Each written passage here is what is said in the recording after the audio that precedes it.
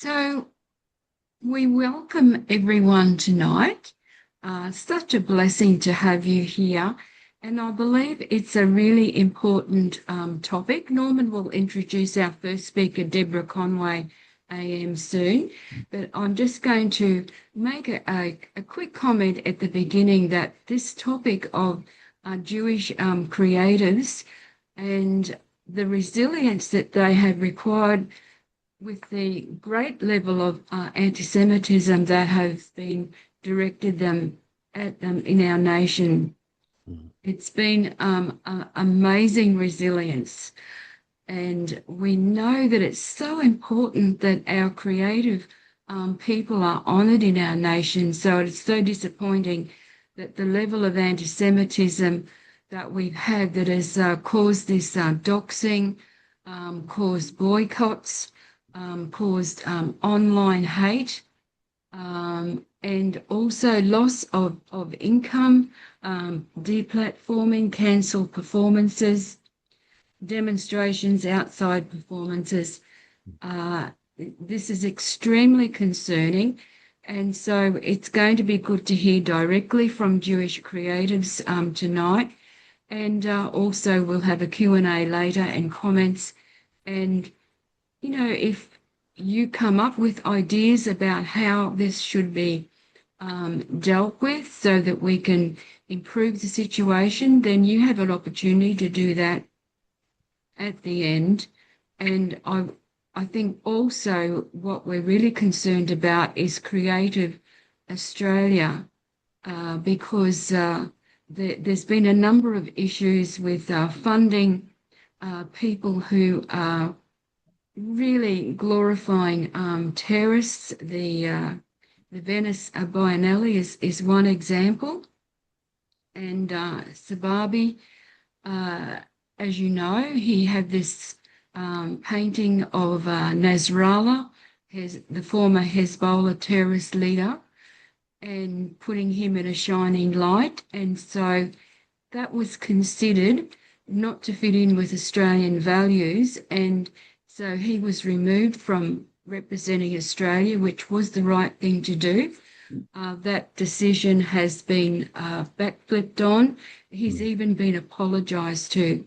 And so he's heading off to the Venice Biennale. So this is a real loss of values and funding mistakes on behalf of Creative Australia.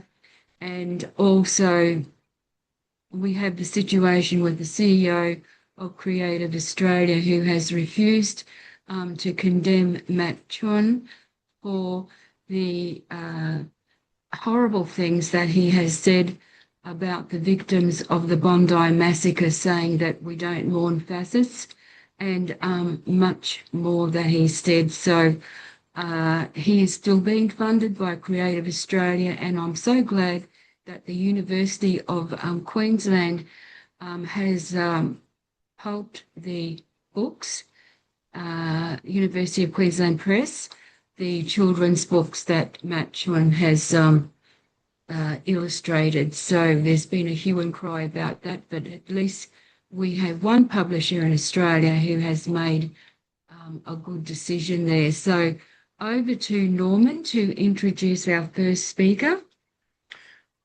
What a wonderful honour it is to have two exciting, beautiful speakers here tonight, and I know we will be truly will treasure it and be so blessed thereby it. I was only listening to this song of Deborah of the song titled "It's Only the Beginning," and I think that New Beginnings is going to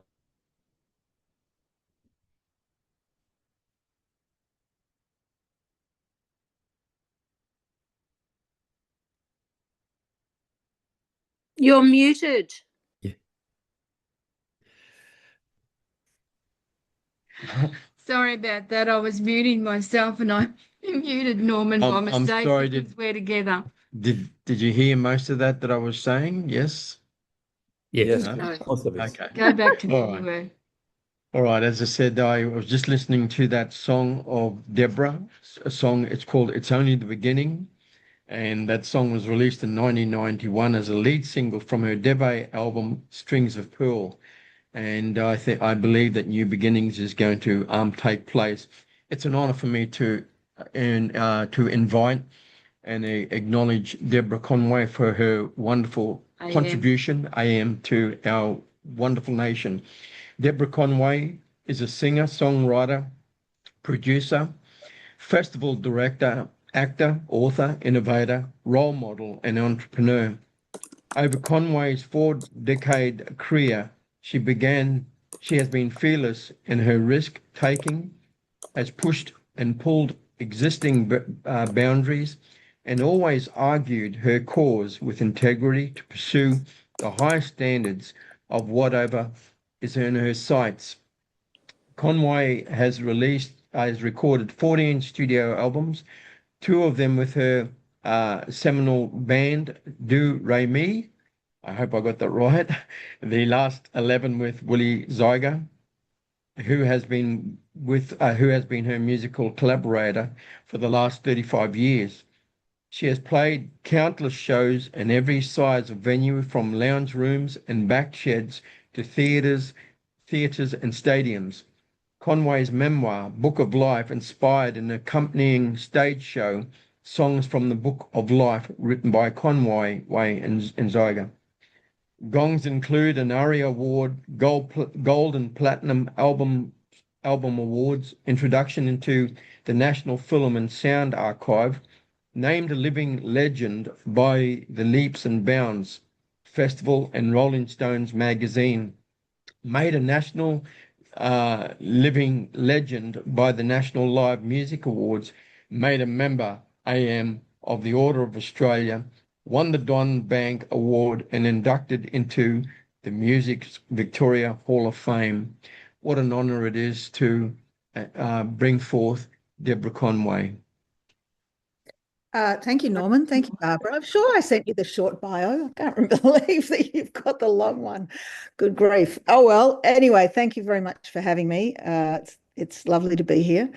And it's been a very interesting couple of years for all of us. The last 2.5 years have revealed a side of Australia that I would never, ever have imagined could possibly exist. I grew up in Melbourne, and my parents asked me on a sort of semi-regular basis, was I experiencing any anti-Semitism at my school? And I would always say, no, don't be ridiculous. That's a thing of the past. That doesn't happen anymore. And they were very comforted, and I just thought they were very old-fashioned and a little bit over cautious. But as it turns out, we were living through the most golden period. I think everybody just felt the horror of guilt after the Holocaust and the kind of bloodletting and slaughter that had happened to 6 million Jews was enough to buy us about 7 decades worth of peace. And unfortunately, that had a use-by date. And that use-by date, I mean, I guess, we've felt it bubbling. Something changed on September the 11th, 2001, when the World Trade Center towers came down. And it was a very short amount of time after that that the conspiracy theory started about the Jews having been all called up to say, don't go into the towers that day, and all of the other crazy things that they were talking about. And those kinds of conspiracies have, been bubbling up, I guess, for a little while. But really, it became this fringe movement that was on the very edges of our society, just burst forth like a bloody abscess on October the 7th. And I think just everybody we couldn't believe the massacre. It was the most horrific, murderous, barbaric massacre on October the 7th. But on October the 9th, when, a group of men started to dance around the Sydney Opera House, the most iconic arts building in our country, with glee, burning flags and chanting, fuck the Jews and where are the Jews and some said gas the Jews, although apparently that didn't happen, but seems a bit bogus anyway. And this thing that that I could never have imagined existing in my lifetime suddenly was all consuming and all around. And that was it was yeah, it was such a shocking kind of descent into Dante's Inferno, like what is this and where are we going and what what country am I in and what decade am I living through? And it when we needed our leaders to come forth and say this is an intolerable behavior and we want names and we want to know where these people are coming from and the kinds of things that they're subscribing to. When that was completely not forthcoming and the only person that was arrested that night was someone who was carrying the Israeli flag, you kind of knew at that point that there was no leadership coming forth to put us to stymie this, and I think we've seen the fruit of that horror ripen and produce more ugliness. Obviously, the insanity that happened on Bondi Beach, another iconic Australian destination, on December the 14th, on the first night of Hanukkah. And in the in between times, anti-Semitism has just grown and grown. We've had the graffiti cars, we've had the fire bombings, we've had shuls burnt, we've had restaurants invaded, we've had individuals targeted, we've had 600 artists doxxed, we've had numbers of artists' careers ground to a halt because of activists and the intolerance of people. And I think, and I can't understand, and the marches that have gone on every week. And I understand that there are people that are just so obviously horrified by war. And aren't we all horrified by war? War is horrible. And when civilians are dying in the most horrendous circumstances, we're all horrified and we're all mourning. But I think there's something else that's going on because there's this malevolence that's purely directed at Israel, which is not directed at any of the other nations that are at war at this point. Uh, uh, Russia's Russian restaurants aren't being targeted in the city of Melbourne or Sydney. Uh, the Chinese restaurants are definitely not being targeted, despite the mistreatment that they've been doling out to the Uyghurs. There are any number of injustices around the world, but it's the motivating fight that Israel is in. I think an existential battle for its existence. That is the thing that will incense people to get out on the streets, and it's not rooted in any kind of sense at this point. Why tear down the posters of young children, Israeli hostages from lampposts because you care about Palestinian children? I mean, the two things don't make sense.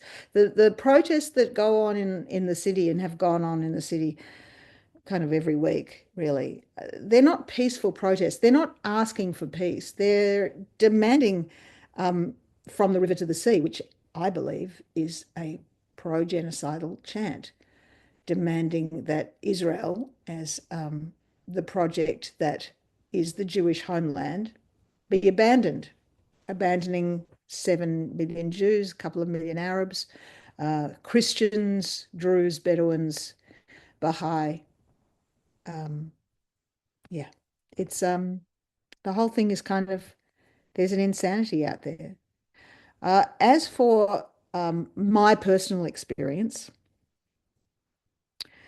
I I put my toe in the water shortly after October the 7th, and we put something on our social media to the effect that you know you, in every generation they rise against us to annihilate us. It's a line from the Haggadah. And we put that on our social media, accompanied with, we know you have your reasons. You always have your reasons. There was a little bit of pushback on that. And then shortly afterwards, around towards the end of November, there was a big concert that happened to celebrate my old record company, Mushroom's 50th anniversary. And it was a concert that took place at the Rod Laver Arena. It was also telecast to a couple of million people on TV that night. 12,000 people, something like that in the room.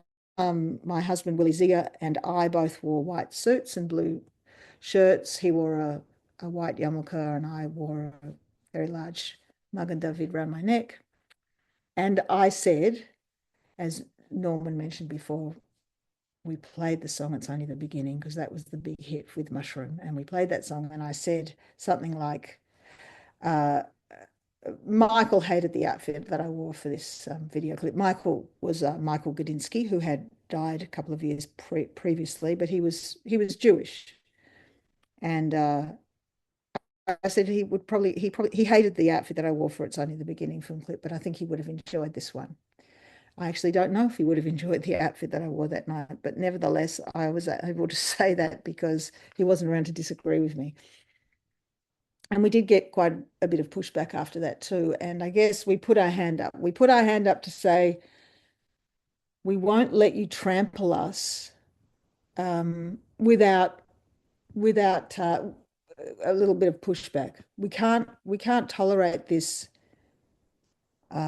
being trampled on. And it made me feel, it kind of made me feel ill being quiet about it. And I did understand that I would probably have to pay something for that, for transgressing the popular opinion.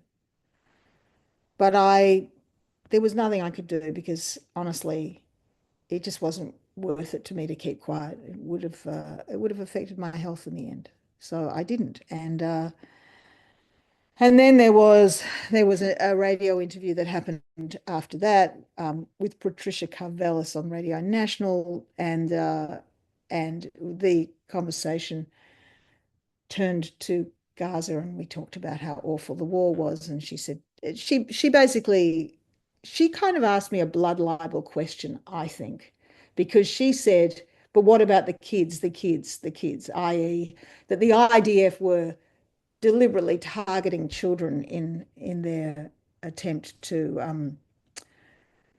I don't know, vanquish Gazans." But the question was wrong in the first place, in the first instance. Hamas was totally in control of those figures, and was dispensing all of that truth to the various agencies, which were kind of whitewashing it and then putting it out there in the media landscape.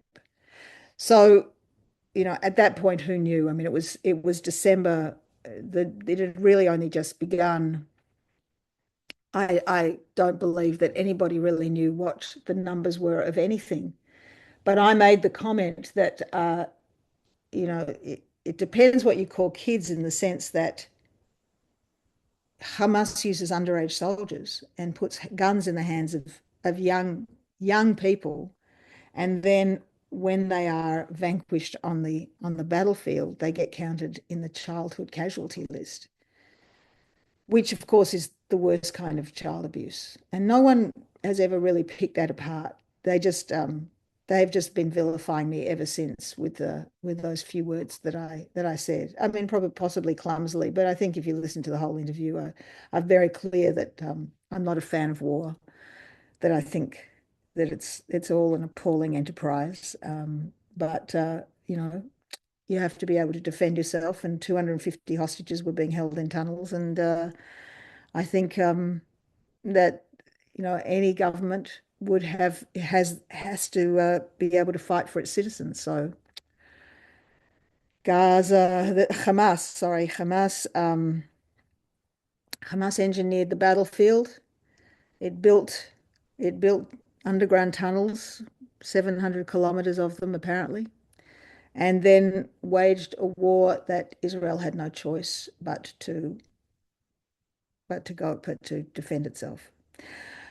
At any rate, from then on in, my career has been targeted. I have attracted an outsized amount of vitriol, hate, cancelling. I had just put a book out called Book of Life. It came out on October the 3rd, 2023, and I was really excited. I was looking forward to going around all the literary festivals and hawking my wares. And slowly by slowly, each of these literary festivals started to cancel me. Not all of them. The Perth Festival stood by me, hired a lot of security, and there were protesters at one of those sessions that all stood up and with holding their signs and their flags and screaming at me. And they were escorted from the room. I was rushed off stage with a moderator. We came back on. We resumed the talk. It was very discombobulating, however. Newcastle did the same. They had security. It was a move to a smaller room. The person who was supposed to be interviewing me walked out, and I guess she didn't want to be tainted with my poisonous attitude. I don't know. I'm not exactly sure I can't get into her mind. She never discussed it with me. That's the thing, you're cancelled. You don't have the opportunity to put the other viewpoint across, and so it just went on. So anyway, we muddled by as we could, but it was very, very full on. Every week something new was happening as far as cancelling was concerned. And then we started to perform the show that Norman mentioned, because we thought we'd write a show which was called Songs from the Book of Life, which was based around the book, in order to market the book. It was sort of through the COVID years, so I had a lot of time. Kept writing, and we did those shows, and then the performance in Hobart at the Theatre Royal was targeted by the Tasmanian chapter for Palestine. I can't exactly remember. TPAN they're called. Tasmanian Palestine. I don't know. TPAN. And they were all standing outside handing out leaflets, and that kind of used Al Jazeera quotes and further to try further discredit me. And that's fine. They're allowed to do that. But they also bought tickets. So they came into the venue unbeknownst to us. It was a full house. I guess we should thank them for buying tickets. And then they proceeded to interrupt the show about 4 times. There was sirens outside. There were people screaming at me. There were people who unfurled flags, and then there was more screaming.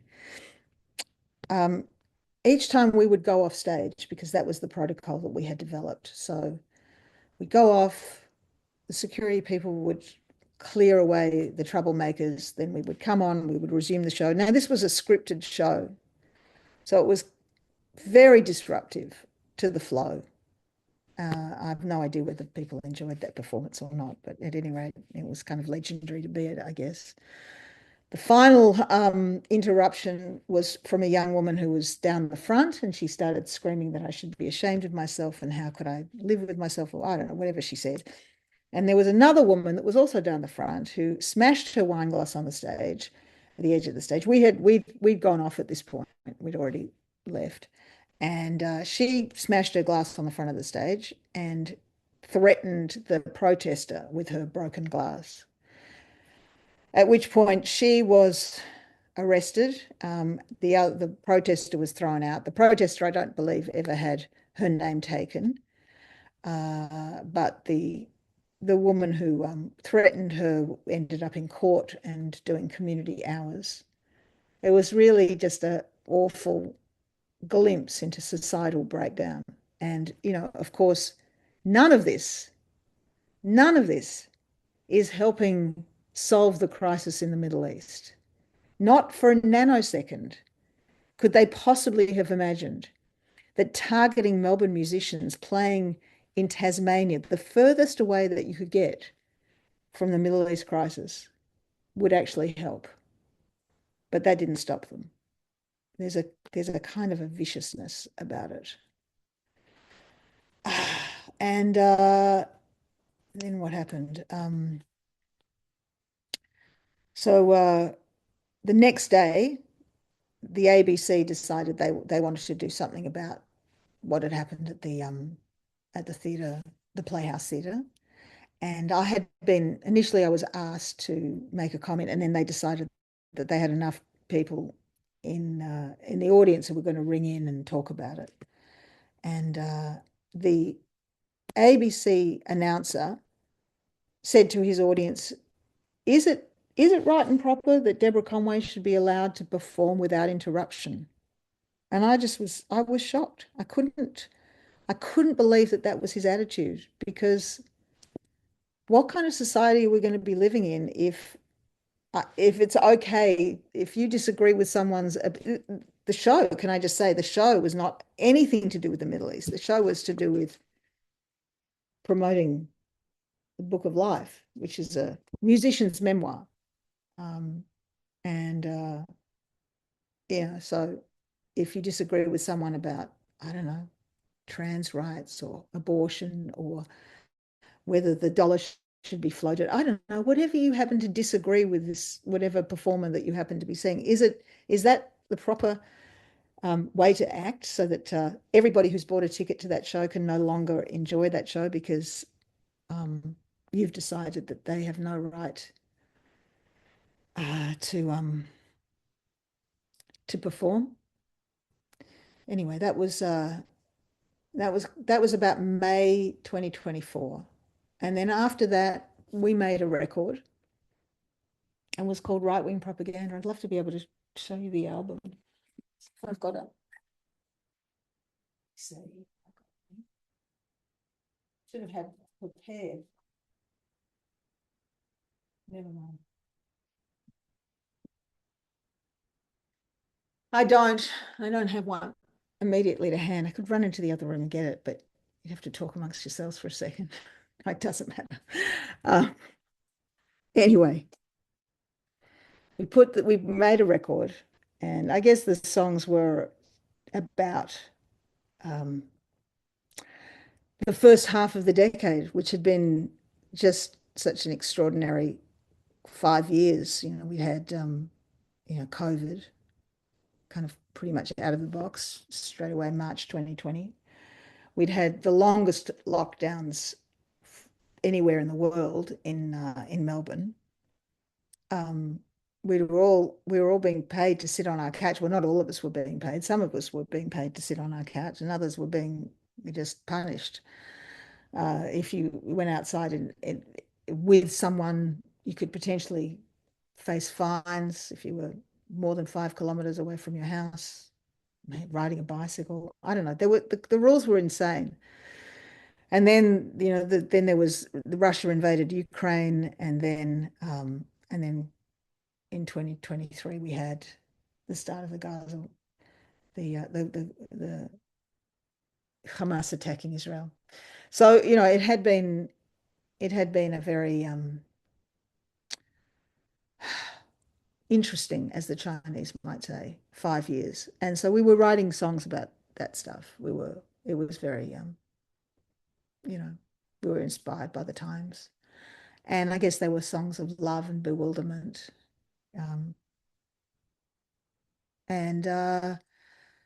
So then we organized a tour. I went through an agent because I didn't think that I could cope with the vitriol that might be directed at me. And I knew it was going to be rocky. But I didn't anticipate an actress. Her name is Alicia Gardner. She's a an actress from the series Offspring. And she took it upon herself to write a letter to every single venue that we were booked into. And from August, they had started advertising because that's when the show was being booked. She wrote to every single venue who put us up on their social media or whatever to say that they were that Deborah Conway was a self-confessed Zionist, and that she was a supporter of genocide, and if the venue was to go ahead with the performance, they would also be complicit in genocide. And you can imagine how people in outback South Australia might feel about that, or wherever, it's just, it's like a kind of receiving something poisonous.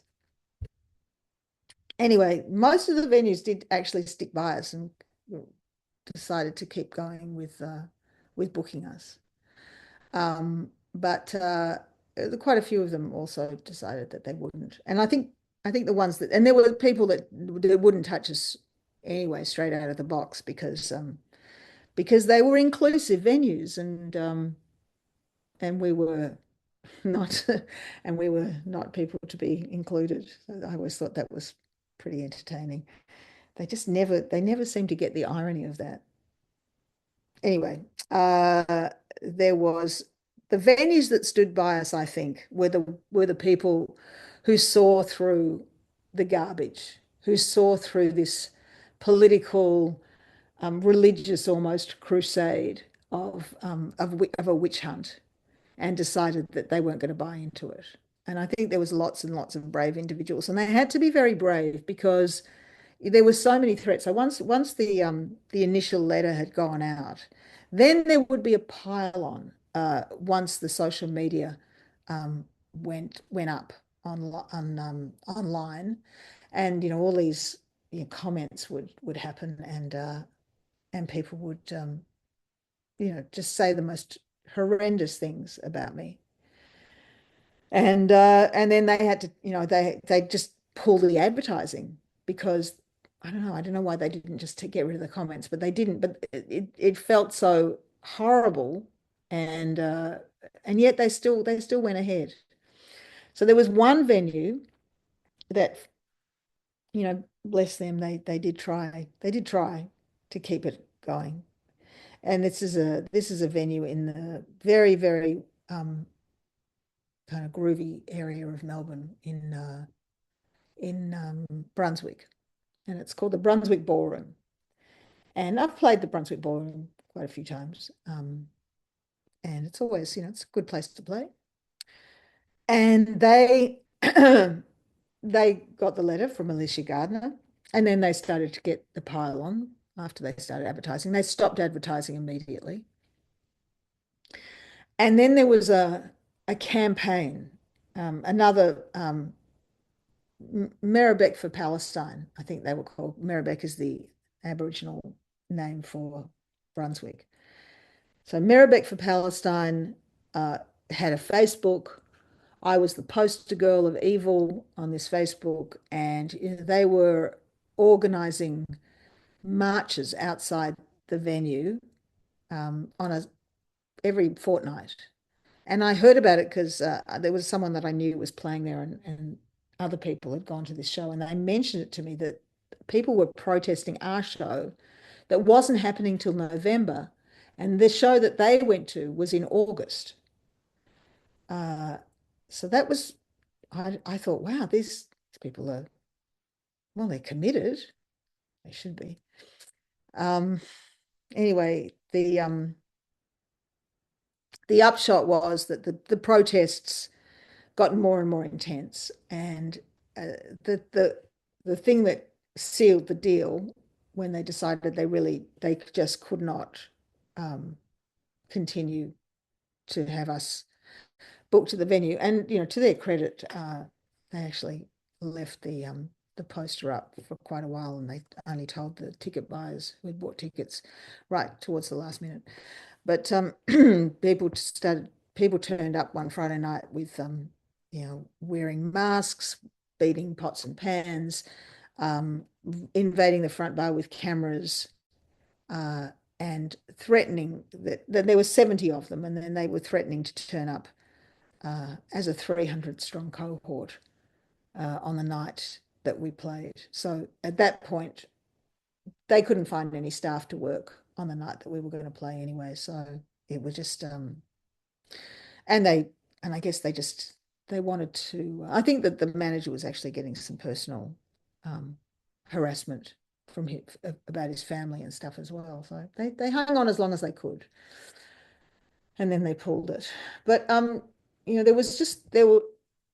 they had kind of invented me into some kind of golem.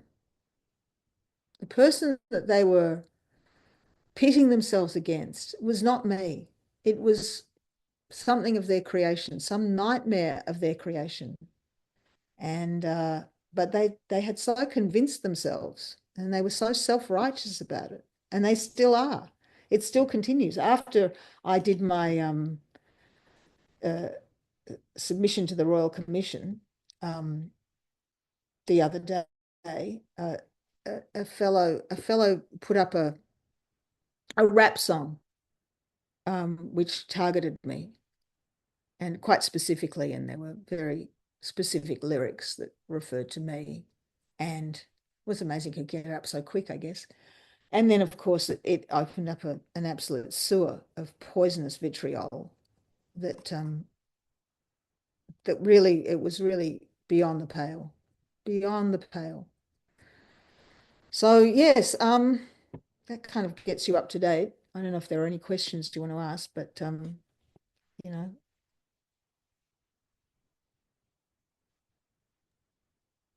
Well, thank you so much for that, Deborah. That was absolutely heartrending and very insightful. And we honestly, it's horrible what you've had to been through, and you've shown so much strength through that. And you're a real icon for our nation in the cultural scene. So we thank you for your strength to carry on when all that has been happening. So now we're just going to take two questions, and then Norman will introduce Avi, and then there will be two questions after Avi, and then we'll open it up that they can question either of you, Deborah or Avi, or make a comment. We just ask people to be respectful, and we know that they will be. So we've got Denise Archie got her hand up first, and then Suzanne Kosowitz. So over to you, Denise. You can unmute yourself and ask your question. Thank you. Thanks, Barbara and Norman. Thank you, Deborah. I don't know how you're still standing, honestly. Just horrendous. Right. Yeah, just horrendous. Have you sought legal advice for defamation of character? And we work with a criminal barrister that's certainly happy to put you in touch with if you'd find that helpful. And I have been working with ABL. Yeah. There's been, I mean, I didn't go into all of the details of all of the no. But yeah, no, there's been, but you just don't get anywhere. The E-Safety Commission is kind of next to useless. I think they're going to ask the Royal Commission for more power to be able to push back something. But at the moment, it's really a lame duck. Yeah. And I think the rules around defamation are just they're really hard to make work. I mean, it's a really difficult thing to make it stick. Well, I wish you all the best. I will like to get in touch with you. There's a couple of other things that perhaps might be helpful as well. So thank you, Denise. Yeah, no, pleasure. Thank you so much, Denise. And now we have Suzanne. Barbara and Noel. Hi, Deborah. I saw your show in Perth, The Book of Life, when it came to Perth, and really loved it. And I'm a composer myself, so my question is, what I found since October 7 is that it is so hard to balance being your authentic self as an artist, but also staying safe. And I was just wondering how you've approached that kind of dilemma. Well, I have to say the tour that we eventually did to promote right-wing propaganda was really difficult. I was looking over my shoulder all the time. I was tense. It wasn't a fun, it wasn't my happy place as it usually is when I'm on stage. There had just been too many incidents, including a death threat and, you know, and there was just this sort of stench around it. It just felt really, it was a terrible, terrible way to play music. So I'm not sure that I'm the person that is going to give you really good advice, because eventually I just thought I would rather just pull my head in for a while and not play so much. So we finished the tour now. I haven't done a lot the first quarter of this year. I'm about to play a show in Melbourne. If anybody is in Melbourne and they want to come and see a show, we're playing at Bird's Basement on the 11th of June, and then we're actually going to Israel for a while, and maybe we'll play some shows there or maybe not, but we just need to get away. So that's what we'll do. And then, yeah, there'll be things to do when we get back, but yeah, we'll hear more about them when they happen. I don't know. So thanks, Suzanne, and thanks, Deborah.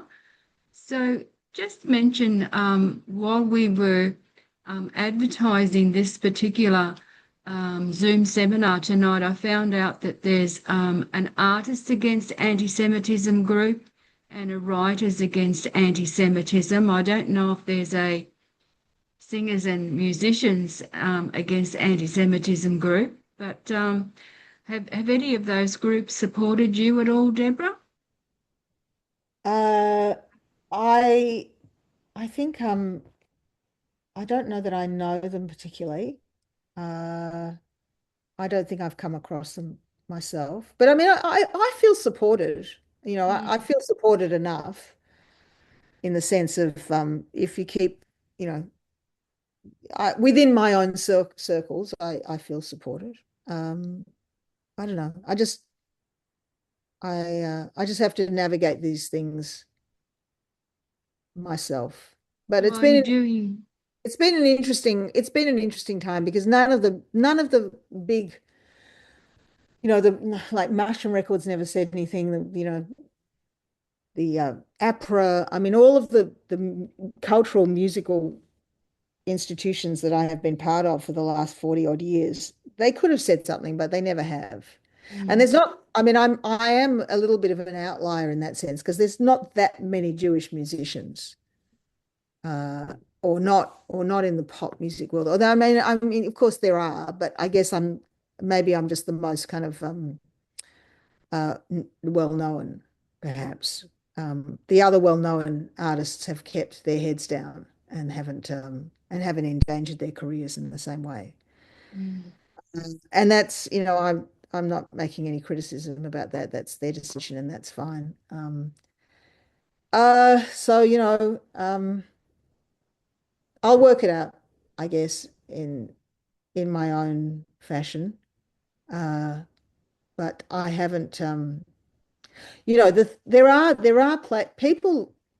people have helped in the sense that they've booked us for shows and they've paid us, and that's obviously really helpful.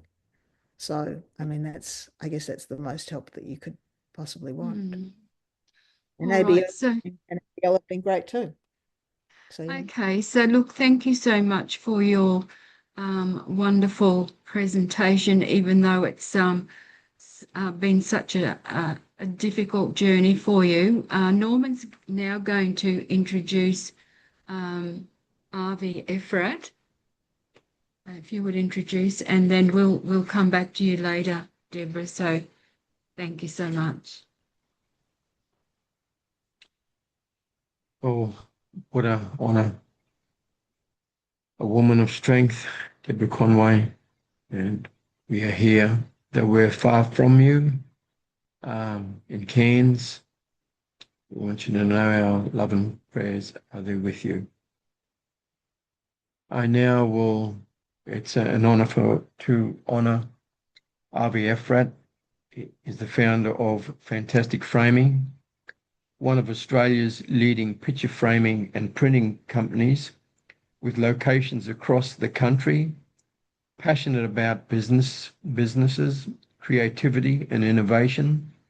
Avi has built the company with a trusted brand known for quality craftsmanship, fast service, and supporting artists, galleries, and businesses nationwide.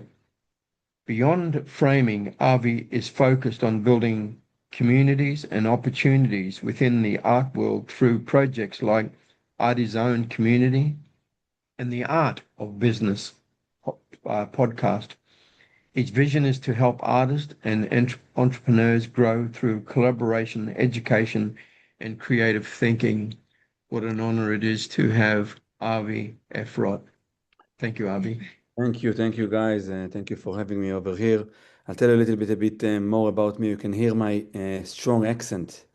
And the strong accent is, like I'm born and raised in Israel, and I'm a grandson of a Holocaust survivor. My grandmother is from Slovak, and they've been over there like seven siblings. Five of them, basically got murdered in the Holocaust.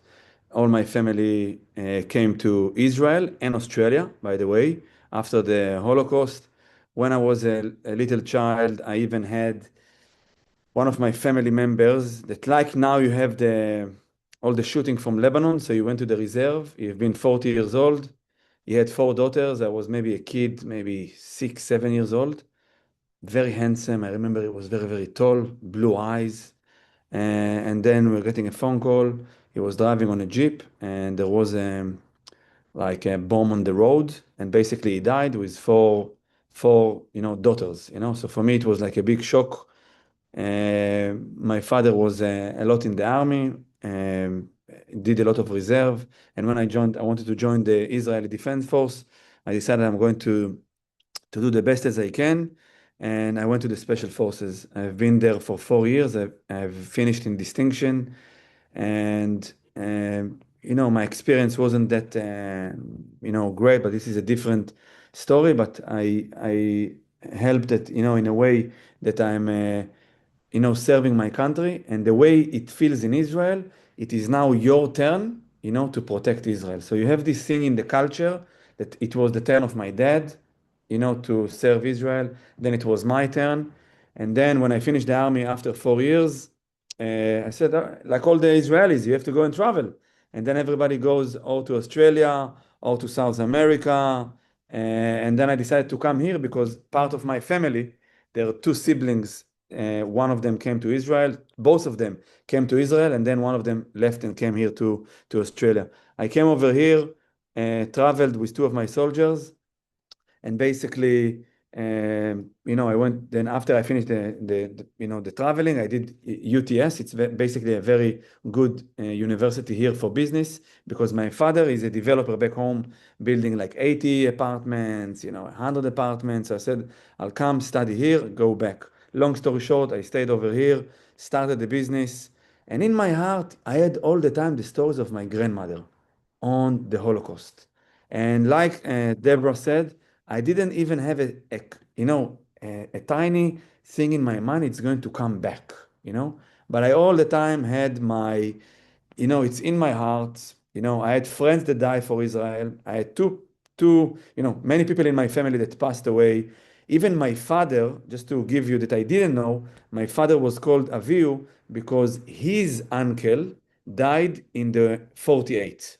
So the name of my father is named Aviu. So all the time in my vein, it was like it's there, but I'm a young guy, like it doesn't come back.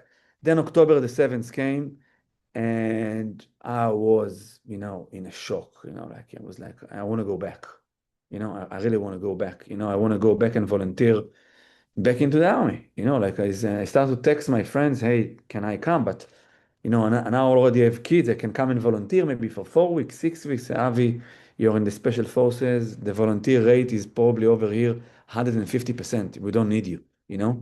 And then I decided to, on the background, I don't know, I'm not speaking about the business so much, but in the background, I built a very strong business with my ability because I was a lieutenant. I had 120 soldiers in the army. So I have the people skill. I know how to speak to people, how to lead people, and it helped me, building the business. Now it's like stores all around Australia. I started doing it like door to door, and then slowly, we build all the retail store. Long story short, when it happened, and I saw it, I said, I can't stay. I have to do something. In Israel, what do? You go to the reserve. You can't sit still. It's just like it's in your family, like it's. And then we been here a few Israelis in Sydney. We started like, hey, we have to do something, and we started to do all the rallies in the city, and I think, and I'm speaking to you, like from a place of an Israeli, like. Now I can understand. I'm over here like from 2004, so I can understand the Jewish community in the diaspora, But in Israel, you're out. You're like you're out there. And when I said like, hey, we need to go and to do something in the city, all the Jewish community was like, no, don't do it. It's not good. It's not good. You can't do it. You can't do it. And then the CSG in the beginning said you can do it. And then all the organization, you shouldn't do it. Then CSG, we are not supporting you.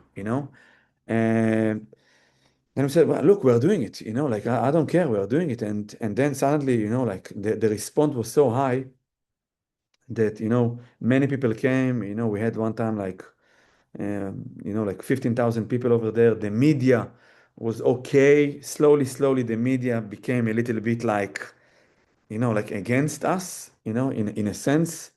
Uh, and then we just like brought more people and did it again and again. Things happened. We brought the hostage family into the parliament. I think this was the most powerful thing that I ever did in my life, and I felt like I'm doing a reserve or like I'm doing something, that we brought the hostage family. We went into meetings with politicians, uh, people from the Magen David. Magen David is basically like the Hatzalah. Probably I'm not saying it right, but it's basically like an organization that, if something happened, there is like an ambulance coming there. So we brought people from there, and I think it was very, very effective to do it. Jewish Red Cross, yeah, similar to that. Yeah, you're right.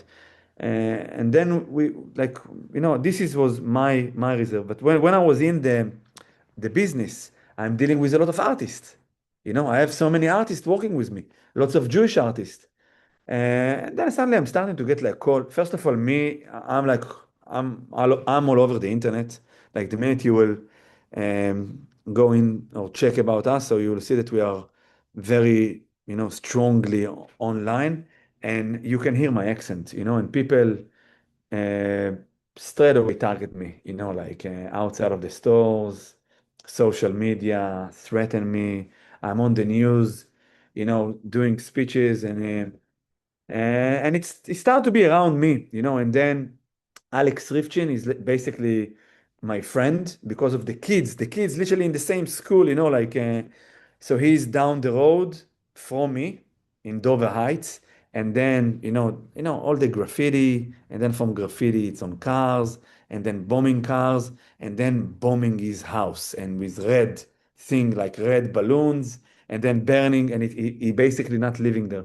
So basically, like it's and then Bondi happened, and my daughter is there.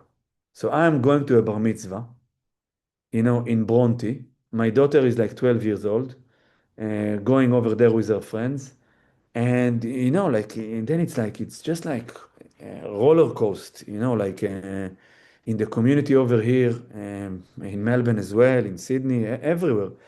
And I think the thing that made me more like in like with it is that I volunteer and I opened like together with Israel and did some. I went like like maybe 3-4 times into the parliament just to try and to lobby about it. The only difference, I found, and I'm a bit of optimistic in my mind. First of all, it's the first time I felt anti-Semitism, and I couldn't believe it. And I think it's something very deep, okay, of thousands of years. Okay, you go into Pesach, you go into Purim. What do you read about? You read about thousands of years, hundreds of years.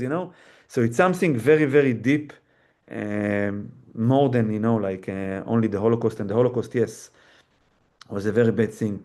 The only thing that I find it difference, is that now Israel, will not let it happen again, and Israel is very strong. Will it stay strong? Now it's an existing story, it's like now in Israel, whatever happened there, it's like you're fighting for your country, and this is where, people are volunteering to it, living, the family living, kids living. Why? It's in our, blood, to do it. So I think I had as well a lot of dilemmas. I had one artist that is basically anti-Semit. I'm working with him. I'm doing all the drop shipping to him, meaning whenever he sells an artwork, I'm basically print, frame, pack, ship. you know.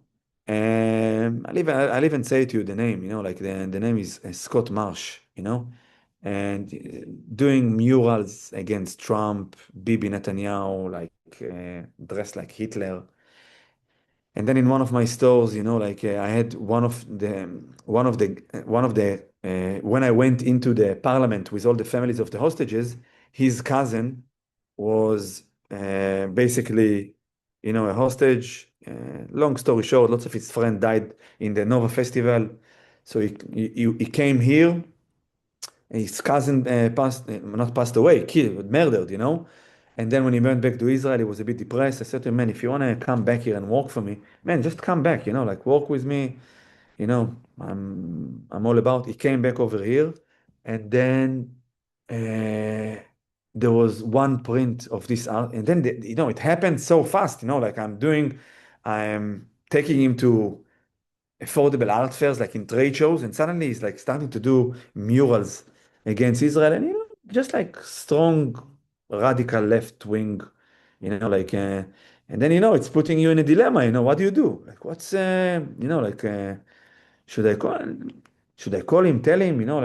Long story short, one time I'm getting a print of Bibi Netanyahu Hitler, and then my guy, that his cousin, was murdered, flipped, just flipped, just like everything, came up. Next day, he was not working, with me. I'm still in contact with him as a friend, but it came up. I spoke to his mom, his dad, but it's all the time touching you here, touching you there, touching you. I have lots of Jewish artists. Avi, all of my following, 30 or 40% for my following. It's, all of my sales are drop. And I'm more dealing less with singers. I'm more dealing with artists that are doing, with art, oil painting, printing and things like this. And through those rallies, I basically met, Barbara and Norman, that have been big supporters. I actually met them in the parliament as well. But I think, my journey was that, my heart is all the time in Israel, and I'm very, first of all, you warm my heart that a few of you guys here has like a Israeli flag, at the background. But I couldn't believe that, for me, it happened that I felt, this way of the anti-Semitism around me. And the only thing that I try to bring to the community here in Sydney is that when I came into Australia, 2004, 2005, maybe in Bondi Beach, maybe there was 1,000 Israelis. Now there is around 10,000 Israelis. And when I spoke to Yaron Filkenstein, Alex Rifchin, David Osip, Leslie Berger is basically my cousin, and he was before David Osip, the president of the Jewish Board of Deputies. And what I wanted to bring in all of this situation over here, to the community is that and this is what interrupting me, as my soul, that I want to see like a little bit of more chutzpah, meaning I don't want to be part of diaspora Jewish that are just like, like just hiding, or a friend of my wife taking off the mezuzah from the door. My heart is burning. My heart was burning because this is the stories that I'm actually starting to hear, for back when I was a child, and when I did it, so all the time like came and I just wanted to bring this, there was like people coming with motorbike. I just want to remind you, I don't know if some people maybe remember it.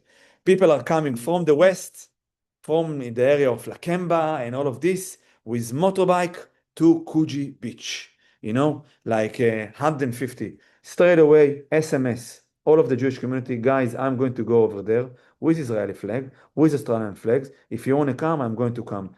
In maybe, I'm talking to you in a matter of, half a day. We've been over there like around 1,500 Jewish people from the community standing over there, just like, why are you coming here? Like, why is it so important for you to come over here to the east? Why are you doing it? Or they're coming into Bondi Beach. Uh, and this is where I try to bring this Israeli spirit, over here, which I think 20 years ago when I came here, it wasn't here, and now it is here. And I think, I did made this, not myself, me and my group, I think, and the people, just to give this pride, because when you do go to Israel, you don't feel what you feel here. And when I speak to my cousins here, I said, I think in Israel, it's actually easier to live than here. You're surrounded with people, that you don't feel this way. And I'm as well, like when I'm going, where are you from? In the past, I used to say Israel, Now when people ask me, where are you from? I say, I'm from Sydney. Like I'm just like not trying to put it out there, and imagine I'm like this special forces guy suddenly starting to take precautions, because in the end of the day, I don't want to put as well the other people on the other side. And I'll give you another example. I'm going a very good friend of mine, okay? She has a gallery in the Rocks. The Rocks, it's very, very nice in Sydney. And then, I'm going into a dinner with them because after a trade show, and she said, yes, I went to the bridge, like into the protest on the bridge. And then I'm saying to her, like, yeah, like, okay, and she knows I'm Israeli, I said, like, Shazia, like, it's, there is as well the other side of the, like, it's basically lots of people there are coming from a group which are associated with Hezbollah, associated with ISIS. Like, are you aware of it? And I'll tell you something, some of those people, it's now in the fashion, it's now cool to go, and it's a bit boring now this weekend. And two of my friends are going, so I'll go over there as well, And sometimes, like, I felt that, I want to be like a messenger, just like educating, those people and try. Some of them, it went from here and went out of here, and some of them, I was able to, to affect them. Um, Other thing that, I felt is the thing that happened as well in Bondi when my daughter was there. This was like, you didn't want to see me. Like, my wife became to be, I'm just saying as a joke, as Casper, the cartoon. I was in a bar mitzvah, and all of my army skills, Jessica, get into the car, don't speak now. She was freezing, just like freezing. Like, we had one daughter in Bondi, literally there. I had my other son with a babysitter in Dover Heights. So when we got as well all the SMSs, there is shooting in Bondi and there is a shooting in Dover Heights. So I'm in a bar mitzvah, okay? My daughter is in Bondi, and my son is in Dover Heights, and then I drove like crazy over there. And when my parents came over here, and I'm speaking to you more from a personal point of view, they told Mika, we want us to show us what happened to you, what have you done when it happened to you. And she basically described them how she ran up the road. She ran into a store which sells like clothing, and basically they let her hide in the back room. And again, I'm going with my daughter, with my parents, which they are, kids of Holocaust survivor.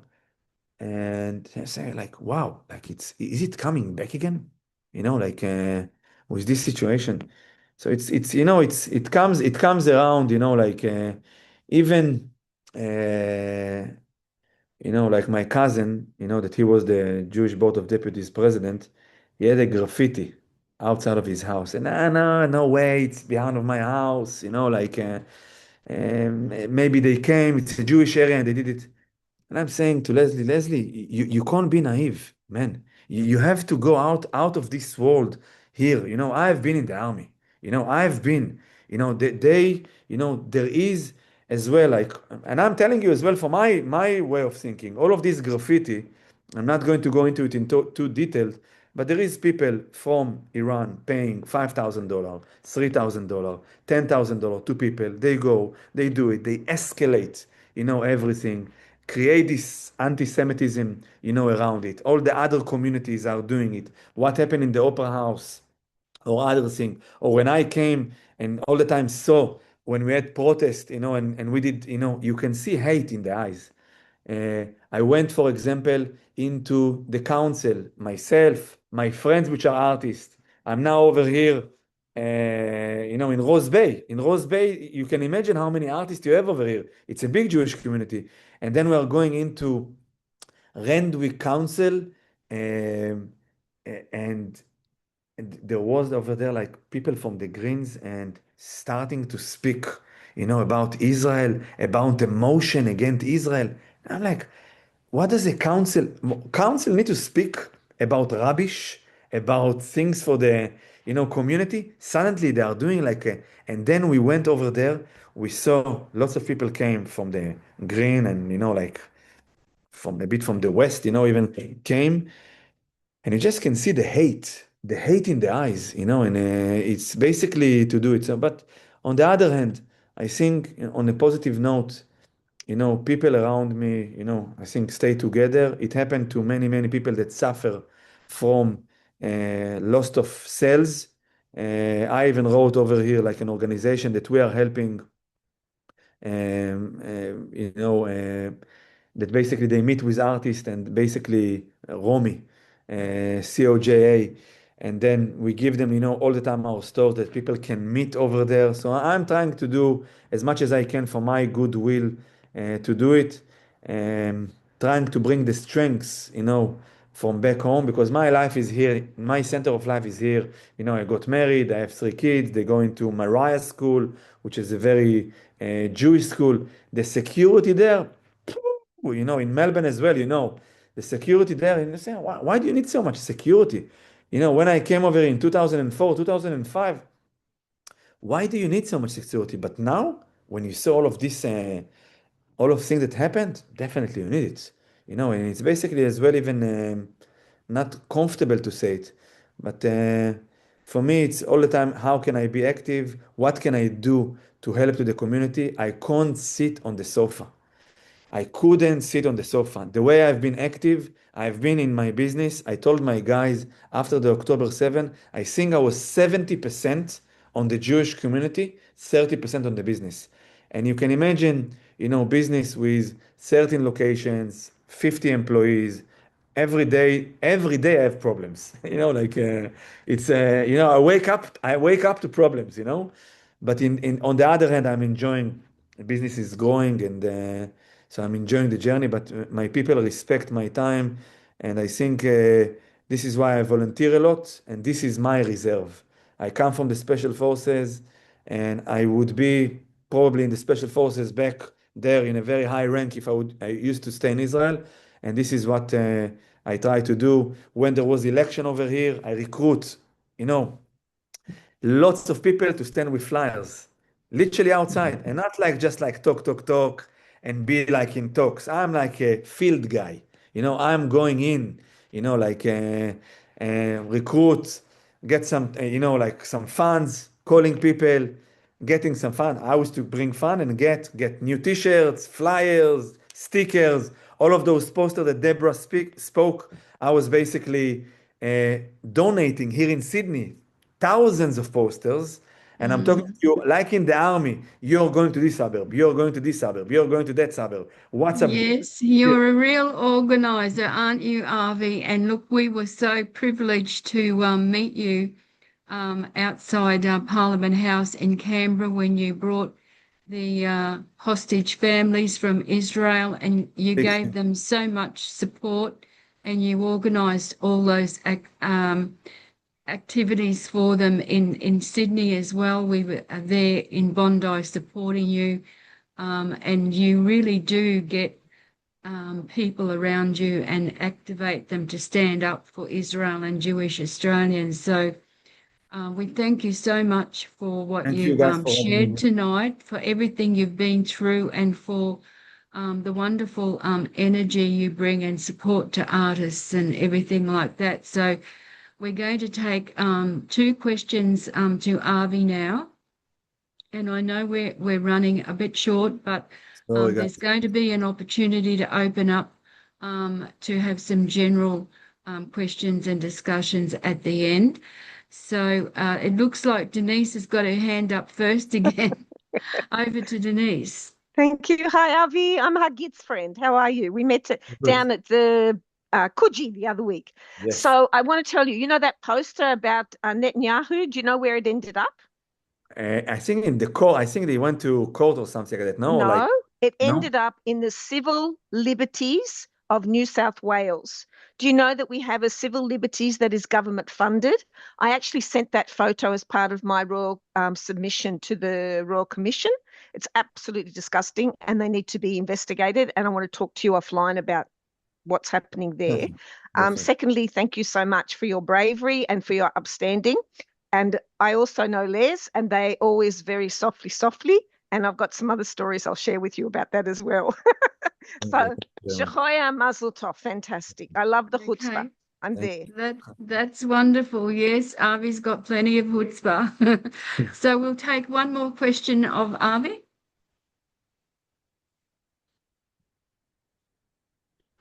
Suzanne again. Okay.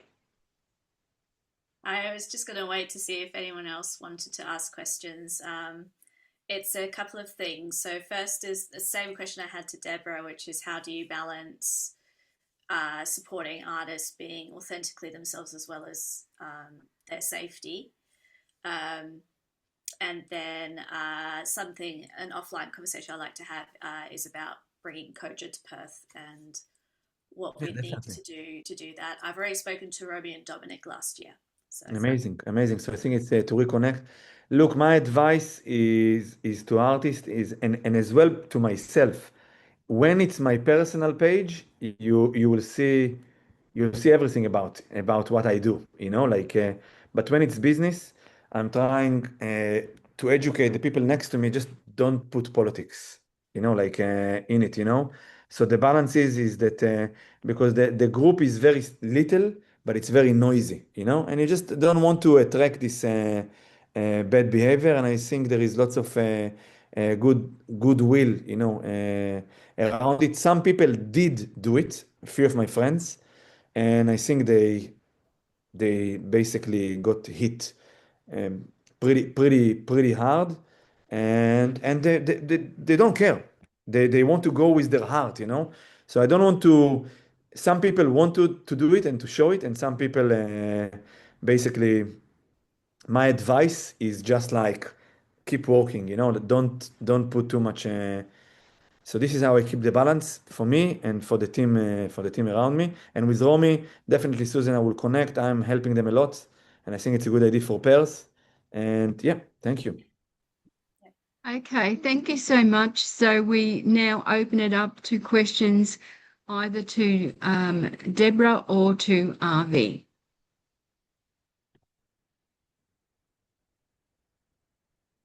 Or comments if you'd like to make a comment. So just put your hand up if you would like to ask a question or make a comment. I want to say a comment about Deborah. Wow, it's a story that it's like you made my hands shivers, when you speak, and it sounds to me like a very very, very wise person that, you know, that I can learn because you said very powerful, very powerful words. I am just the tip of the iceberg. There's just so many people that have gone through this, you know, Anita Lester, Nina Sanads, Gabriella Cohen. It's, you know, there's a huge, Josh Moshe, there's a huge list of artists that have just been targeted and remorselessly, and none of which has brought peace to the Middle East. So it's it's a kind of savagery. It's Jew baiting. It's, you know, you turn your pockets out and we'll decide if you're innocent. And I've decided I'm not turning my pockets out and I don't care. And I think there's a lot of us who are at that point, a lot of us. And I think at this stage, you know, there's a kind of, there's something within us that's saying, you know, we'll make our own things. We'll make our own things. We'll make our own spaces, and we'll play for the people that want to hear us, or, you know, want to see our art, want to, you know, I mean, I think what's happened, you know, with all of this is that the arts community is very hollowed out. It's become so ideologically captive that no one's really making art anymore. They're just making agitprop for whichever fashionable decal that they can display. And it feels like that. It's soulless and it's not speaking to anyone. And it's going to it's going to eat itself. You mentioned at the beginning of the conversation, Barbara, I saw it yesterday. Adrian Collette being interviewed by Senator Sarah Henderson about the Matt Chan, his continuing support for Matt Chan after, you know, he said those horrendous things about the victims of the Bondi massacre. And I was, you know, I was reminded of the Harvard and the presidents of the universities that were interviewed by the Ellis Stefanik or whatever her name was, and yeah, it was really an extraordinary moment where the most kind of basic human impulse to condemn absolutely hateful speech was walked straight past. And absolutely, you know, and he should resign or be forced or sacked. Really, I have to say, I was really shocked that he couldn't manage to do that. You know, yeah, pretty low hanging. Totally agree. We've got two people here, John Lockwood and then Leora Gray. So, John, who would you like to direct your question to? Oh, well, you've both done a wonderful job in explaining, which is great. Deborah, we haven't met, but I was just looking at Bird's Basement, and thinking I'll book a ticket to come and encourage all the Melbourne supporters to come there. I just want to know if we bring baseball bats as well, because I'm getting to that stage. It's a Jewish gig. Yeah, I'm getting to that stage where I've just had enough of it all. I know that's not my Christian perspective, and I'm meant to pray for them all, but sometimes bring a baseball bat. You never know when it could be useful, you know. Correct. But just well done for everything you've gone through, and love your songs. So I will endeavour to bring my wife and anybody else who wants to come on June the 11th. So have a look at that Bird's Basement Facebook, or what is it? .com. Have a look at it. Yeah. Thank you so much, John. Thank you. So, have we hear from Leora?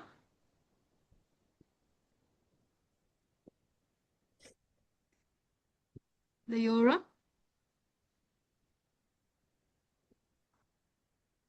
Sorry, I was just unmuting. I just had a question for Deborah. I'm just really interested how your experience was at the Royal Commission, and how you're feeling. Do you feel positive about the Royal Commission, and how successful it's going to be? I guess I approached it that I had a job to do to communicate what I felt needed to be communicated, and I did that. And I was very focused through it, so I wasn't kind of analyzing how I went, but I watched it afterwards, and I was pleased. I felt that I had managed to hit all the points that I'd gone into the room hoping to hit. I don't know what's going to happen. I don't really feel that the Royal Commission is the right tool to combat something so deeply rooted in thousands of years of history, hundreds and hundreds of years of history. Anti-Semitism is the oldest hatred. That's they say that, and the shape-shifting quality of it just is proves once again that we may feel like we have whipped the Nazis, although apparently they're coming back too.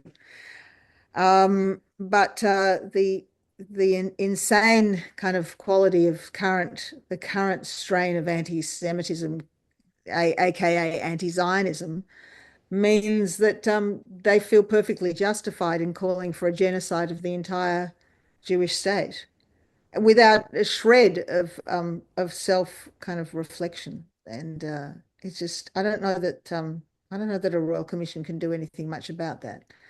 There are things, but we have many laws in place, but they're not kind of being enforced. The police turned up to a number of the protests that were organized against us, and no arrests were made. I mean, it's been a theme kind of from the beginning. So maybe they can do something about that. But I got to say I'm not optimistic that this can be nipped in the bud. I don't know. What do you think, Avi? Look, all of my friends did, apply, didn't go there like you, but they did apply. I applied as well, like, meaning submit into the, Royal Commission, my wife. Look, I don't think it will have a big result, and when you're reading as well about the people that are going to basically decide. So the daughter, went to pro-Palestinian rallies, and things like that. So I'll be honest with you, like Romy, for example, from COJA, she did like a big thing. Like I'm talking to you, wrote like a long, long thing. She was very stressed, very nervous. But we need to see what happens, like it's the first time as well I can see like a Royal Commission like that. Do I think it will solve something? The answer is no. I think it needs to be totally different. And I think this wound probably will take 5 or 10 years until it will go down again, like with what is it? And there was a question here, if my business was affected. It was affected, but not in a severe way. It was affected a little bit when people like starting to put lots of posts on us. But we overcome it. I'm very innovative, very big on marketing, and so I overcome it. But I think lots of businesses, that I had here close to me when there was the doxing, it was very, like some people lost a lot of business. Carpets. I have a friend with carpets, got hit pretty hard, you know. Um, Even there was the famous story in Sydney about the cafe. What was the name of the cafe that he closed? Used to be like an actor. Denise, you're on mute. It's Avner. His name is Avner. So he literally a closed. bakery the baker. closed The too. bakery. Yeah. Yeah, He's now working with Friendship Circle, but he just couldn't cope with it any longer. Yes. Terrible. Yeah. But you have to stay strong. You have to stay strong. Yeah. I was actually at that Randwick Council meeting when, and I wanted to speak, and we were on the agenda for that after that ridiculous thing at Coogee, and Vitch, who was then mayor, who wore the Ku Klux Kafir lady, she wouldn't let both of us speak. So Mimi Gestetner was the only one, and she just virtually was, ignoring. And that's what I felt about the commission as well. I don't know whether, I agree with you, Deborah. I don't know whether there's going to be any outcome. But watching her body language, Belle's body language, sometimes she sort of, almost like chortles at some of the information that she's given. If you ever watch her response to any of the things, so. Deborah and Avi, something one of the themes that has been on our hearts, and Barbara put it out, was to globalize the love. And we want to say to both our family, our Jewish family, but one of the things that's been on my heart, Deborah and Avi, is to how could we collaborate? If I asked you, Deborah, what song, if there's and there's so many skilled people, gifted people on this Zoom here there tonight, but also how could we collaborate in writing a song that has been on your heart, and having someone that's has the interest also in singing as well as an artist. Is there something on your heart that we could gather a lot of people, musicians there together, Indigenous also, and Jewish people to come and to be able to collaborate on a song there together? Us being here in Cairns, I think we've got somewhat of a place where that creativity could happen, and certainly that invitation would be for yourself and Avi to come up and see, because with the gallery there as well, Avi, one of the things I wanted to see happen is Jewish artists in our nation, but also coming, as they travel from the, around Israel and other places that come. Many of them do come to Cairns. I want to be able to, give them a space, whether they're writers or whether they're musicians, whether they want to write songs, whether they want to paint. So I've got a place here that collaboration of that artistic development could happen, and so it's been something on my heart.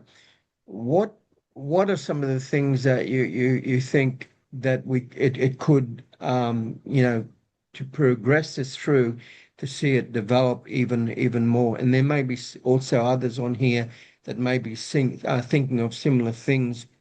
We also want that feedback. There are other artists and musicians and singers who are on the Zoom. Yes, absolutely. So it's something there that I think that really needs to happen. And so Deborah, if you had a song on your heart, what would the name of that song be?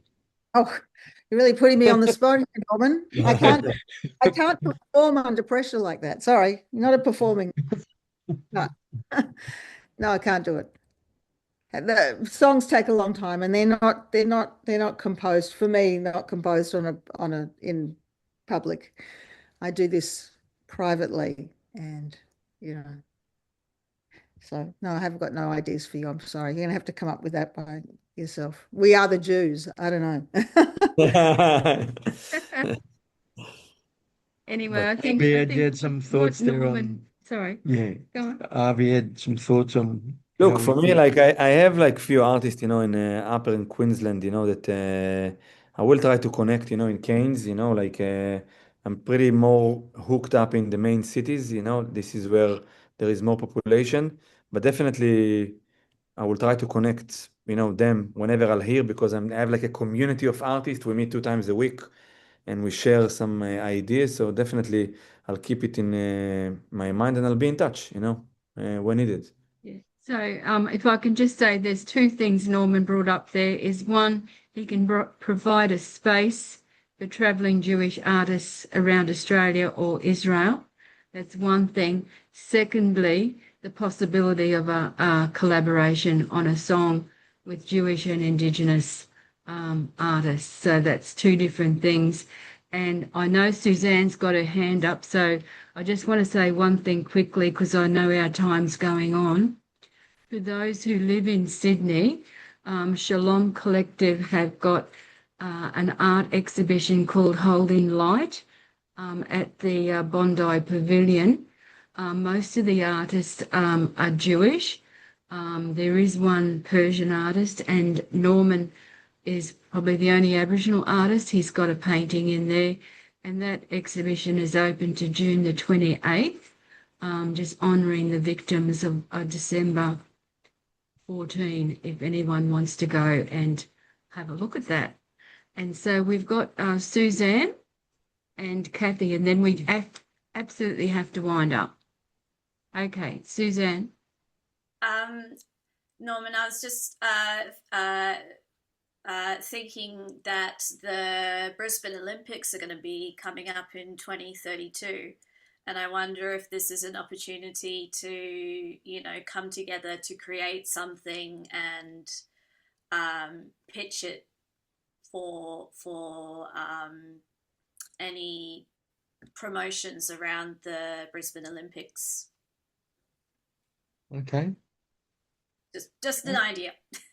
I know. Yeah, No, I think that's great. Okay, let's see how we go with that. And thank you. Now, Kathy said, and this will be the last one. Yeah, and mine is just a comment to say, Ivy, I'm really thankful you're doing your reserve service here in Australia. I think you're doing an amazing job.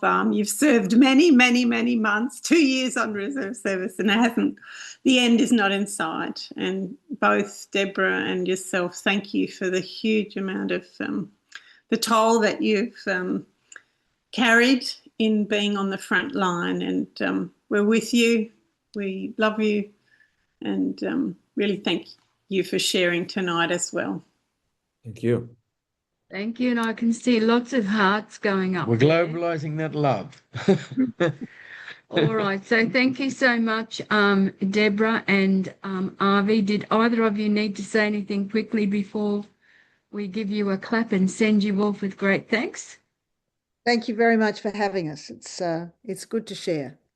Okay. My honor to share with you, you know, the Jewish heart and the Jewish spirit. So thank you, guys. Wonderful. Thank you. So thank you so very, very much. We have been very blessed from hearing from both of you tonight, even though it's been such a difficult time that you've been through. But, you know, the chutzpah, the resilience is showing through. So thank you so much, and we'll say goodbye. Right, thank you. Shalom, shalom.